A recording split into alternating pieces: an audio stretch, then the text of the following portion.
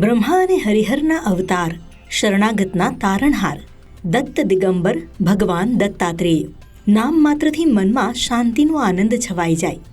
આવો જ આનંદ અનુભવાય જ્યારે ગિરનારના શિખરે આવેલા દત્તાત્રેય ભગવાનના દર્શન થાય.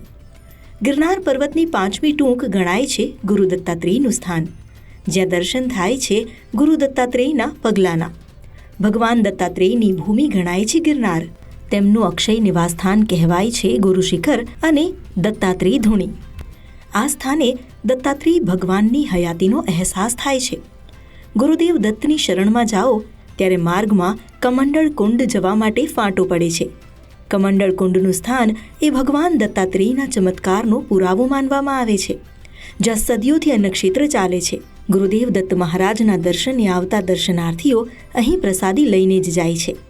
ગુજરાત જ નહીં પરંતુ મહારાષ્ટ્ર, રાજસ્થાન સહિત દેશભરના શ્રદ્ધાળુઓ આવે છે અહીં ગુરુદેવ દત્તના દર્શન કરવા.